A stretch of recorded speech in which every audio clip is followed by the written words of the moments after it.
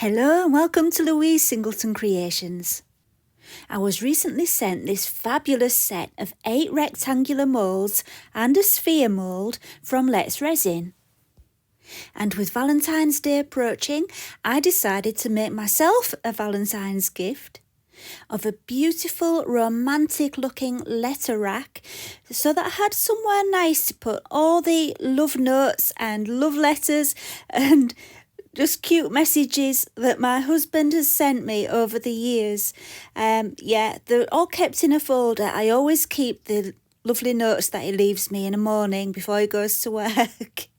I've always kept them, but now I'm going to have somewhere to put them. So that's what today's video is going to be, to use these fabulous moulds to make a romantic letter rack.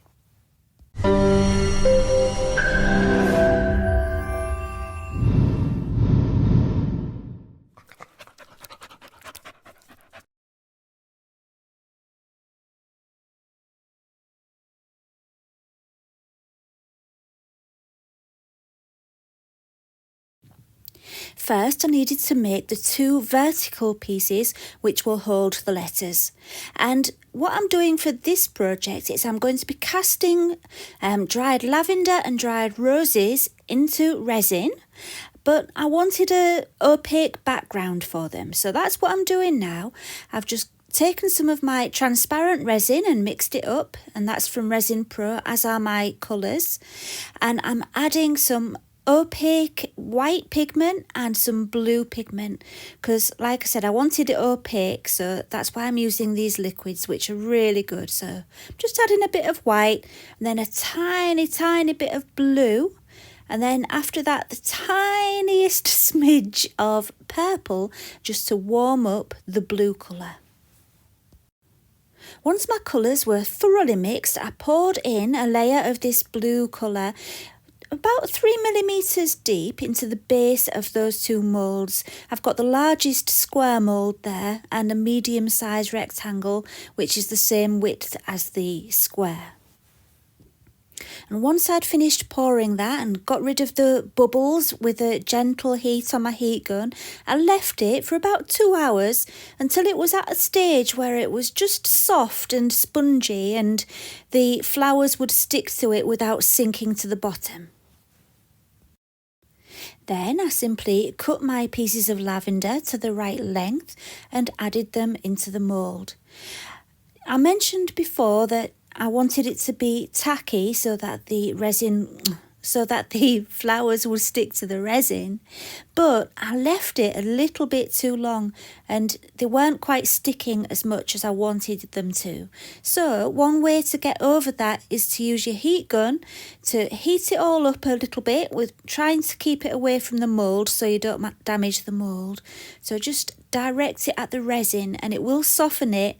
And yeah, if you do the same thing as me and it gets a little bit too past that sticky point, you can just soften it up a bit with your heat gun and yeah, it'll be much better. If you're a regular viewer of my videos, you will know by now that I use dried lavender a lot.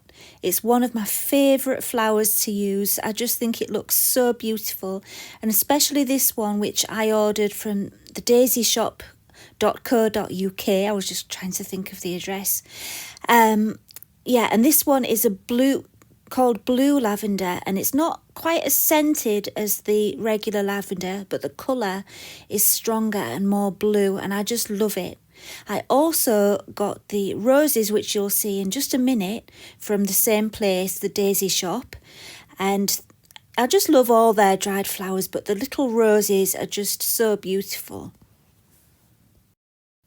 And here are those beautiful little roses. Aren't they gorgeous, with the pink and the yellow blending together like that?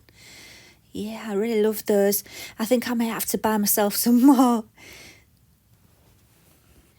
And so again, it's just a case of placing them on and repositioning them if you're not quite happy with the position, and then leave it all for about, I think I must have left it a couple more hours just to cure a bit more. It doesn't have to be fully cured before you start to add the clear resin, but it does need to be, a bit firmer than it is here. Okay, so now it's time for the clear layer. I'm not going to go all the way to the top.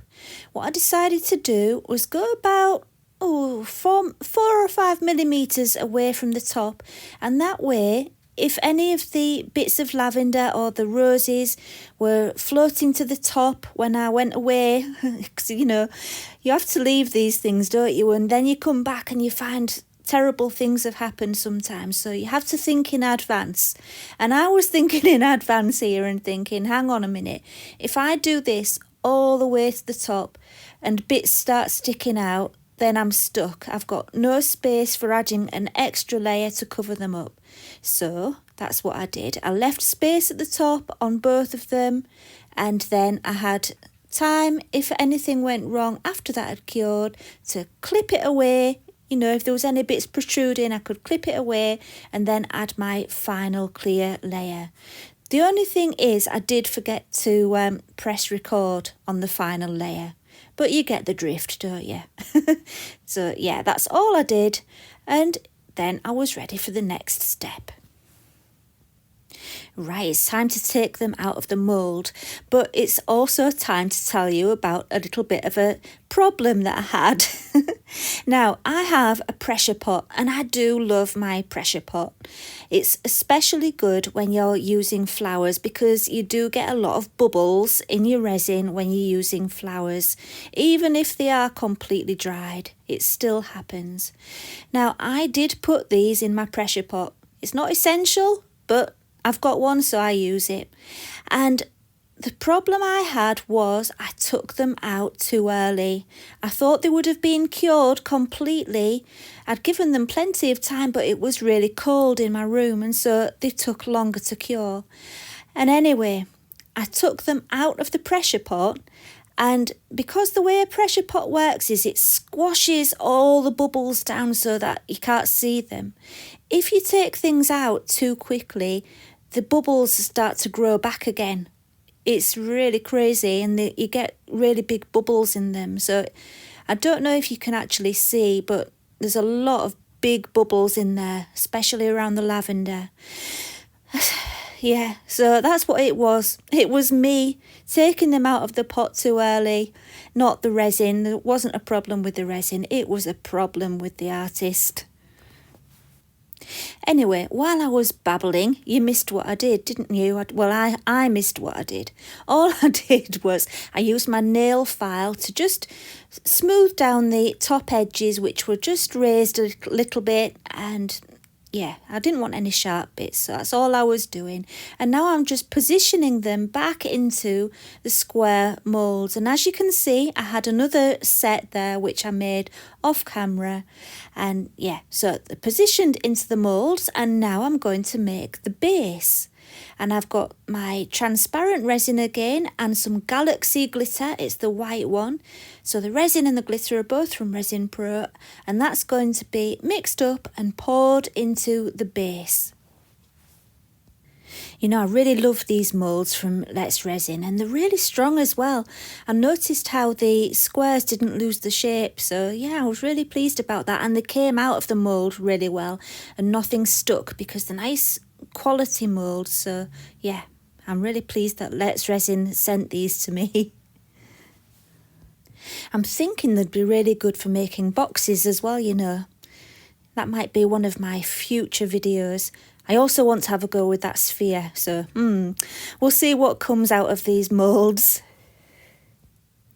Anyway, let's get this resin poured in. What I did was I poured in a little bit into each section rather than filling one section and then the next, because I didn't want to risk the pressure from the resin knocking over the bits that I've got standing up. But as it turned out, I think they were all right, so I didn't mess about too much with the second one. You learn as you go along, don't you? I was trying to be really, really careful so that I didn't drip any resin onto the bits where I didn't want resin, but I did manage to get a little bit on the front there, so I had to wipe it off in the end.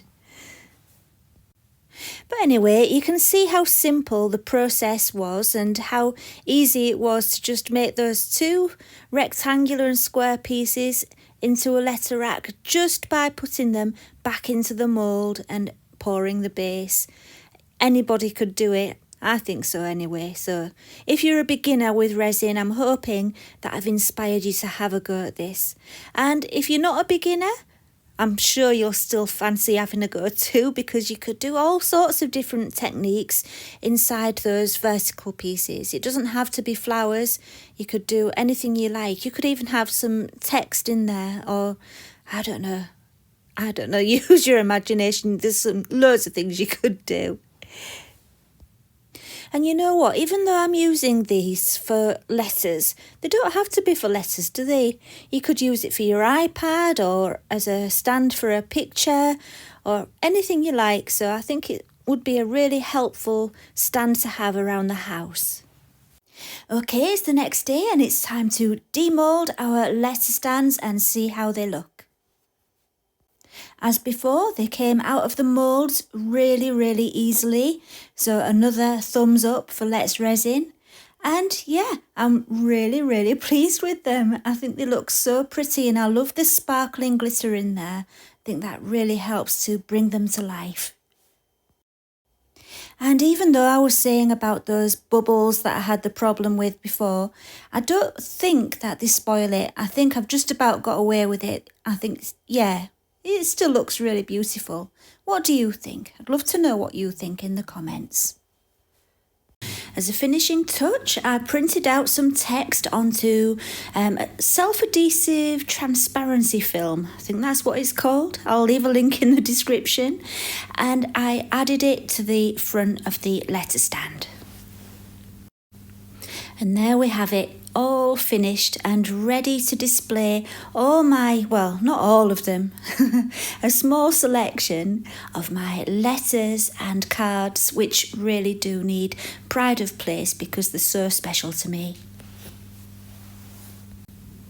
So it's been another video of showing you alternative ways of using silicone moulds, and these silicone moulds were really good. I would really recommend them, and so if you would like to check the link in my description and the discount code, you can go along and get yourself the same set.